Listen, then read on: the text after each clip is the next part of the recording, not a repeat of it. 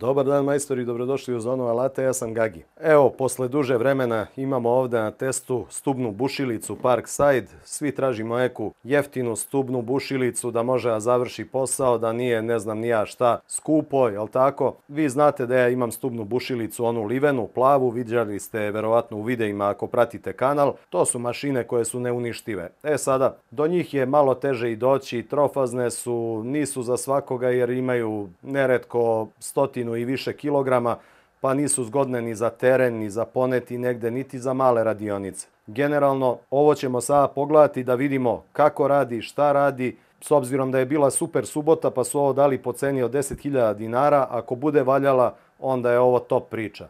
Dolazi nam standardno sa 3 godine garancije u Lidlu, 710 W snaga motora, od 500 do 2600 obrtaja u minuti, 2 metra kabla i ima konstantnu regulaciju snage, odnosno trebalo bi da ima elektroniku koja će voditi računa o tome da i pri opterećenju broj obrtaja ostane nepromenjen. Evo ovdje vidimo ostale specifikacije, 70 mm je znači najveća dubina bušenja, od 1,5 do 13 mm burgije prima, 40 mm u drvetu, 13 mm u čeliku. Model ove bušilice je PTB mod 710 B2.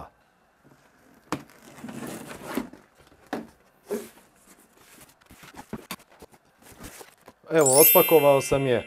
Generalno, šta vam sve dolazi ovdje u pakovanju, dolazi vam uputstvo za upotrebu, naravno pročitajte. Ono što sam ja odmah primetio, proizvođač ove bušilice je Šepah, znamo da prave dobre hobi alate. Ovdje imamo jedan aluminijumski firung, imamo ovdje šipku za određivanje dubine bušenja, dobijamo ovdje jednu ručkicu za zatezanje, dobijamo ovaj ovdje deo koji nam služi za fiksiranje radnog komada. Ovaj gornji deo je izrađen od aluminijuma, donji deo je izrađen od plastike. Sad, bilo bi lepo da je ovo liveno isto od nekog gvožđa, ali nije, bože moj, tako je kako je. Postolje same bušilice je izrađeno od aluminijuma, deluje mi da je jako lepo obrađeno. Imamo ručku za spuštanje same bušilice, ona je izrađena od plastike, ali mi deluje da je plastika ok. Uz to nam dolazi i kesica ovdje sa ovim dodacima. Ovdje imamo šrafove za fiksiranje na radnu površinu ovog postolja. Imamo, kao što sam rekao, jedan imbus ključ i jedan ključ za zatezanje futera. A tu nam je naravno i bušilica. Što se tiče stuba bušilice samog, on je izrađen od gvožđa pocinkovanog, 46 mm prečnika, debljine zida 2,5 mm. Znači, držat će to, to je sasvim ok. Ovdje vam se nalazi jedna zupčasta letva po kojoj će se kretati, jel tako, na stubu sama bušilica. Koliko vidim, ovdje nam je smeštena opruga. Ovo ovdje je izrađeno sve od livenog aluminijuma, tako vam i deluje zaista sasvim solidno konstrukcija što se ovog ovdje dela tiče. Evo ovako, prvo ćemo da uzmemo i da postavimo ovaj deo za fiksiranje radnog komada na stup bušilice. Znači, samo se navlači preko i ide tu. Zatim je potrebno da dignemo bušilicu i da je ubacimo stup ovdje. Sad tu vodite računa, ovdje vidjet ćete ima jedno malo izbočenje, ono treba da ulegne na svoje mesto. Znači, samo ga podignete i levo, desno i evo ga, tu je.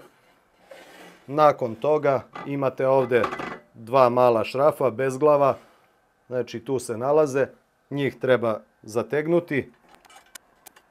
Kao što sam rekao, uz mašinu vam dolazi i firung. Firung sa donje strane ima ove dve četvrtaste matice, znači može se ovdje ugurati, znači da vam bude tu za radni komad. Ovo možemo okrenuti na drugu stranu ako nam smeta, znači može ići ta varijanta, može ići opet i ta varijanta. Sa bočne strane ovdje zavrćemo ovu ručicu. Ujedno kad smo na ovoj strani ovdje imate nalepnicu prema prečniku burgije koja je brzina obrtaja optimalna. Znači imate od dvojke, trojke, četvorke, pet i tako dalje. Znači broj obrtaja vam svakako zavisi od prečnika burgije, kao i pritisak, ali o tome kasnije. Ovdje sa desne strane nam se nalazi prekidač za uključivanje i isključivanje lasera. a ovdje je potrebno da montiramo ovu ručku. Znači ovdje imate jedan šraf, potrebno je da ga odšrafite, izvadite, poravnate ovdje sa rupom koju imate u osovini i onda ubacite unutra i sve to zavrnete. I nakon toga zavrnemo ovo. Sa ove strane sam zaboravio da ubacim ovu šipkicu. Evo i kako vam izgleda bušilica kada je namontirana. Znači to je to. Znači u principu nema tu šta mnogo. Klizi po stubu gore dole, lagana je. Što kod bušilica generalno nije vam bonus ako je lagana, izuzev ako se koristi za terenski rad. Inače potrebno je da bude teška, zato su i dati šrafovi obavezno za fiksiranje. Čak i teške bušilice se fiksiraju baš iz razloga da bi bile stabilne. Ali generalno ovako na prvu loptu pa lepo izgleda, estetski skroz korektno. Na gornjoj strani mašina vam se nalazi šipka sa podeocima. Znači vi ovdje imate ovu crvenu liniju i generalno vi možete da namestite. Znači hoćete da idete u dubinu 2 cm, znači podesite ovdje 2 cm, stegnete to i onda kada budete krenuli da spuštate, ona 2 cm se samo spušta i dalje neće ići jer je blokira ova šipka u visini spuštanja. Nije najpreciznija opcija, drugačije se to radi na velikim mašinama, ali da kažemo da može da posluži. Znači imate maksimalnu dubinu koju možete regulisati, koja je do 7 cm, čak i nešto preko, može 75-6 mm. Znači prevazilazi ono što je dato u specifikacijama. Ova ovdje kandža, šapa, kako god stega, znači funkcioniše tako što je spustite ovdje i ona to pritisne i nema tu mrdanja što se tiče toga. Znači što se tiče same stabilnosti, sasvim ok. Pogotovo ako se iskombinuje još sa ovim firungom, onda je to top priča. Laser kada uključimo, ne znam da li vidite, znači pokazuje gdje bi trebao da ide centar burgije, provjerit ćemo i preciznost toga. Firung možete postaviti na jednu od dve strane. Zašto je zgodan? Sada imate recimo potrebe da uzmete i da bušite niz rupa u komadu koje će biti na istom rastojanju od ivice. Znači vi postavite ovaj firung i idete bušite jednu rupu, drugu, treću, četvrtu, petu, šestu, desetu, stotu, bez da morate svaki put da odvojeno fiksirate to stegom. Tako da je dobra priča što ima i ovaj firung u obimu isporuke.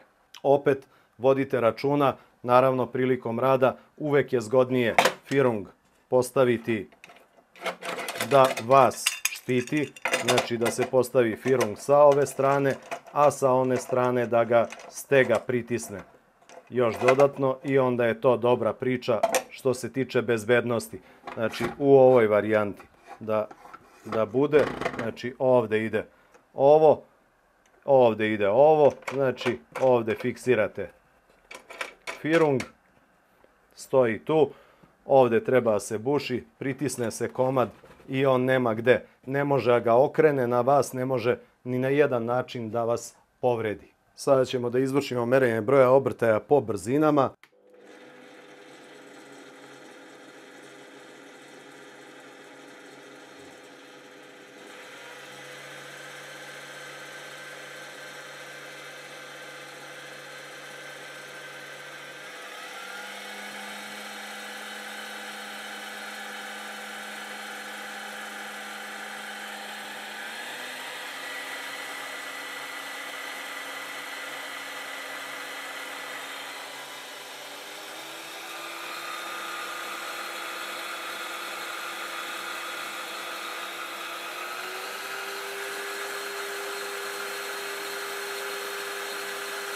Kao što ste vidjeli, što se tiče broja obrtaja, stvarno je približano onome što smo mogli i da vidimo ovdje da je napisano. Znači odstupa za neki 20, 30, 40 obrtaja, što u principu zaista nije mnogo. Da izmerimo i nivo buke mašine.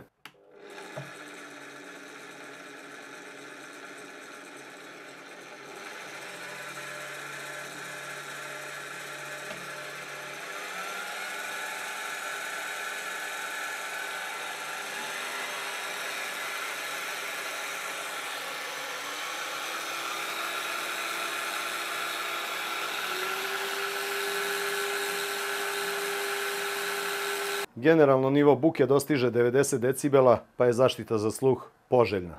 Što se tiče futera, odnosno prihvata, odnosno glave, kako god ko je zove, on je, znači, standardan, nije brzostezni, jel tako? I sad ubacujete burgiju, stežete, jel tako? Najnormalnije. E sad, dosta ljudi ima naviku, uhvati, uzme i jednom i ovdje jako ga zategne. Nema potrebe to radite. Znači, kako se pravilno steže, znači uzmete i stavite ključ, okrenete malo, okrenete rupu, dotegnete još, okrenete još. Znači sve 3 rupe mora prođe ključ da bi burgija bila stegnuta onako kako treba. I ako hoćete još da dotežete, opet dotežete, znači sve 3 rupe, jel tako?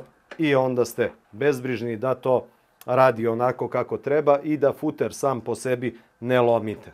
Evo, da bismo vidjeli da li burgija baca ili ne baca, ja sam ovdje sad u makro režimu nekom, pa da vidimo kako to izgleda.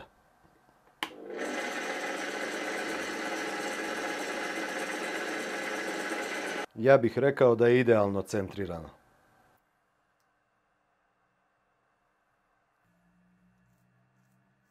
Sviđa mi se što je jako jednostavno podešavanje radne visine. Znači, dovoljno je samo ovo ovdje odvrnete, uzmete ručku, podignete bušilicu na visinu koja vam treba, fiksirate je ovdje i vi ste spremni da radite. Evo, uključio sam i laser da vidimo kako to izgleda. Pa meni to deluje isto da je dobro naštelovano. Deluje mi da dobro gađa laser. Krećemo sa bušenjem metala. Burgija šestica, po tabeli namešteno negde oko 1300 obrtaja u minuti. Obavezno malo namažemo to, uključimo i da vidimo kako radi.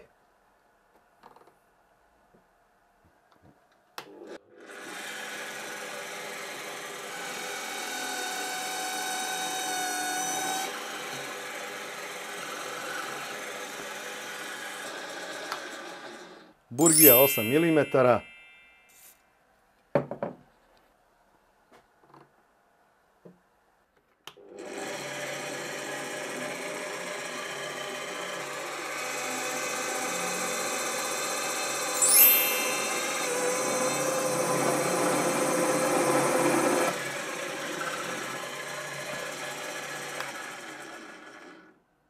Burgija 10 mm, oko 500 obrtaja u minuti.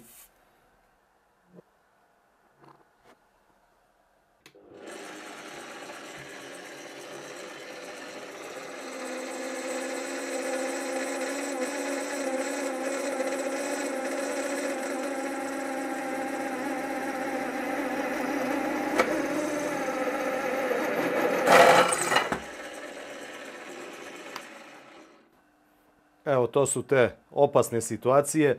Nije uspjela ga zadrži, a burgija ga je jako ujela. Znači, ili ja nisam dobro zategao stegu. Sada ćemo ponoviti bušenje još jednom. Da vidimo, ja ću ovdje malo jače ovo zategnuti. I da se ne bi desilo ponovo da mi okrene ovako komad, stavit ću i firung sa prednje strane. Znači, tu nam je sada sve namešteno. Idemo ponovo.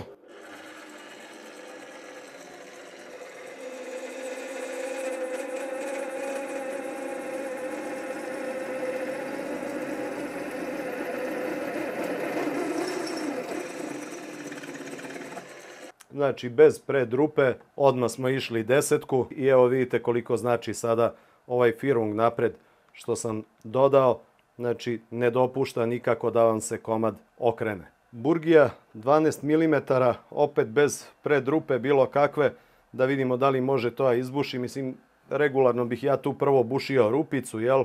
Pa bih onda to išao na 12-icu, ali idemo ovako. Da bismo vidjeli, jel, da li može.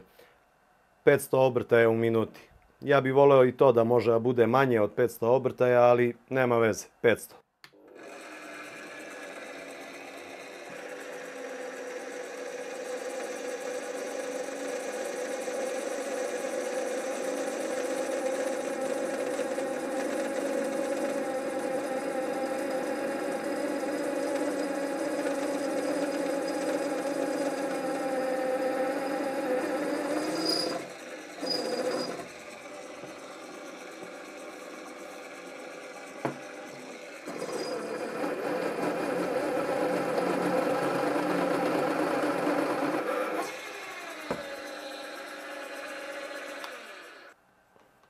Evo sad ovom prilikom, pošto je konusni futer, zaglavila se burgija, futer se izvukao i to je dobro. Znači sad je samo potrebno, ako vam se ovo desi, da uzmete i da vratite futer na mesto, on ide na konus. Ovo ćemo pomeriti sada malo u stranu i pošto smo pomerili to u stranu, samo malkice ga nabijete i on neće nigde. Ja, pošto volim da se zabavljam, evo stavio sam jelkicu, pa da vidimo šta ćemo s njom da uradimo na ovoj rupi od 12 mm.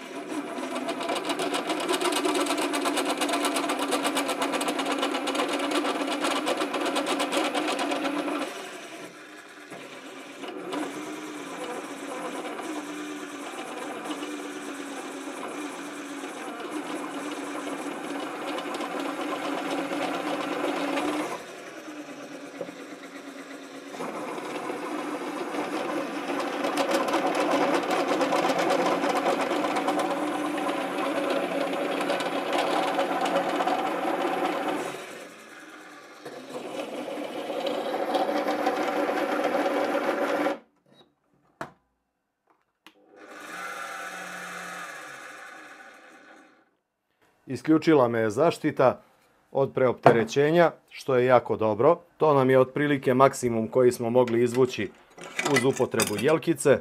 Sad ćemo da vidimo i koliko je to. 16 mm je koliko smo mogli izbušiti jelkicom. Evo zašto je zgodan ovaj firung. Za bušenje rupa za klap šarke. Sad ćemo da probamo, ovo je 35 mm. Stavio sam na 500 obrtaja da vidimo kako ćemo to izbušiti.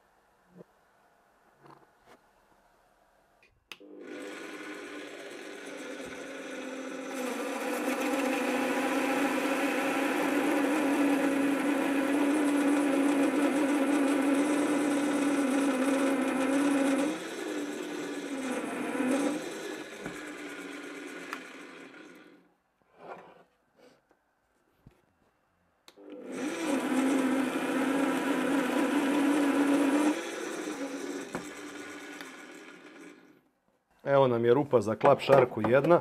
Sad ću povećati broj obrtaja na 920. Da vidimo šta će se tu dešavati. Samo morate voditi računa ovdje da vam ne ostaje piljevina, da vam ne odbija dasku. Znači idemo to.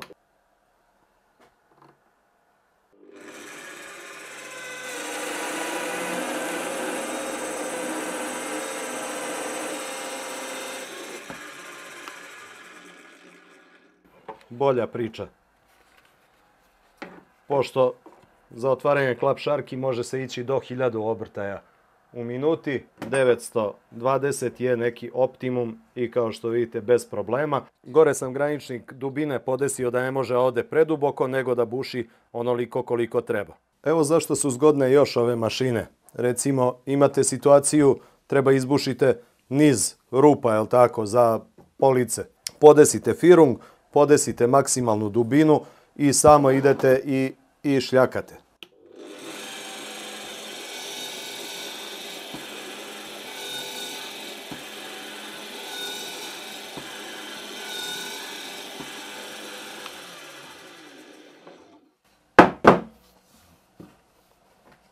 I evo vidite, svaka rupa će vam biti na istom rastojanju od ivice, što prilično ubrzava posao. Da probamo kako radi i sa leptir burgijama. Ovo je 20 mm leptir burgija.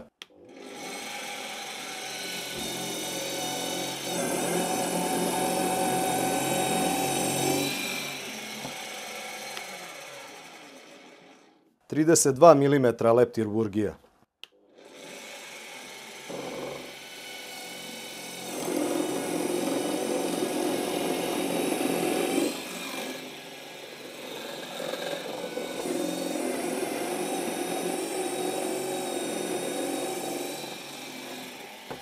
40 mm leptir burgija.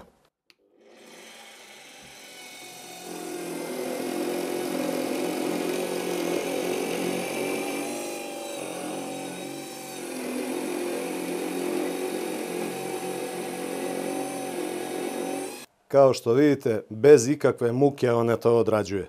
Idemo 6 mm čelik da vidimo kako se bori sa tim. Ono što smo ranije radili je 2 mm debljina zida, ovo je 6 mm.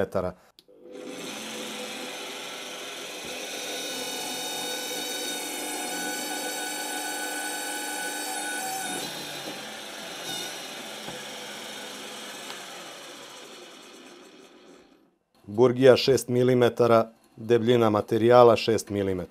Evo, promenio sam burgiju, stavio sam 12-icu.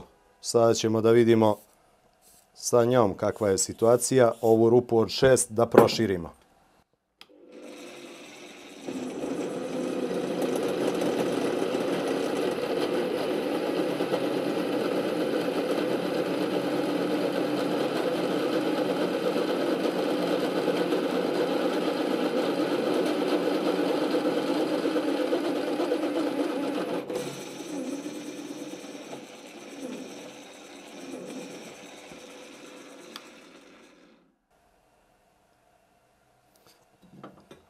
Evo, dragi moji i drage moje, možemo napravimo i neki zaključak vezano za ovu mašinu. Šta mi se sviđa? Sviđa mi se cena, konstrukcija je solidna, nije uopšte loša, dobra je i snaga motora, sve to radi, sviđaju mi se ovi dodaci. Ova stega, iako sam nešto bio skeptičan malo prema njoj, ona u stvari jako lepo radi posao. Ono što je dobro, što imate ovde zareze ove, znači, i imate i na njoj zarez i onda možete bez problema i cev da fiksirate ovdje.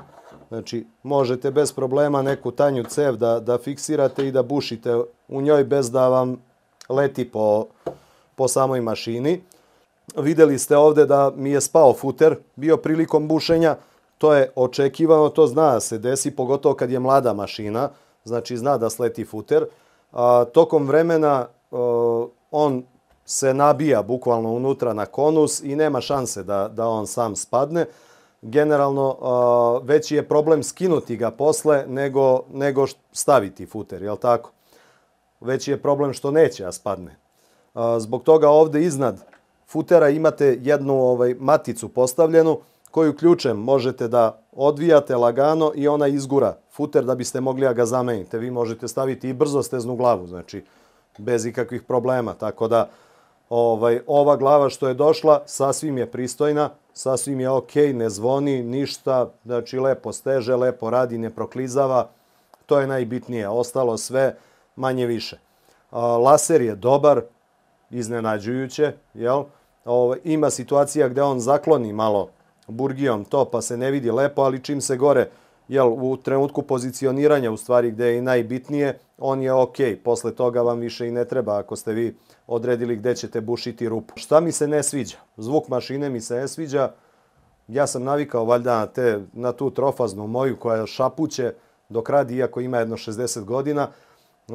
Ova se malo dere, ali valjda to tako mora. Možda u nekom trenutku otvorim pa proverim prenos unutra da li je dobro podmazan. Dalje, moglo je da postoje dve recimo mehaničke brzine, pa da to bude razdeljeno mehanički, da imamo opciju od do, bila bi bolja iskorišćenost snage. Voleo bih da ide i na manji broj obrtaja od 500, znači, jer ovi obrtaji preko 2000 i to u principu mi nije ni bitno. Znači, moglo je da ide komotno dole niže.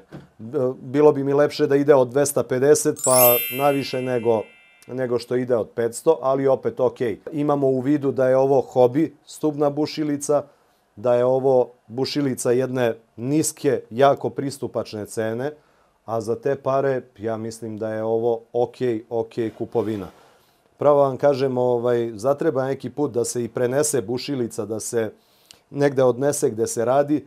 Kada imate veliku stubnu bušilicu, vi to ne možete uraditi. Mislim, ko će da tegli, ta čudesa preteška su jednostavno, a ova je lagana, a završava posao onako sasvim solidno. Plus je što deklarisane brzine su ispoštovane, ima dovoljno snage, ok sasvim. Tako da, što se mene tiče, stvarno nemam nekih velikih primedbi s obzirom na samu klasu uređaja. Mislim da je ok. Eto, to bi vam bilo to od mene u ovoj recenziji. Puno vas pozdravlja vaš Gagi, pa se vidimo neki sljedeći put. Ćao!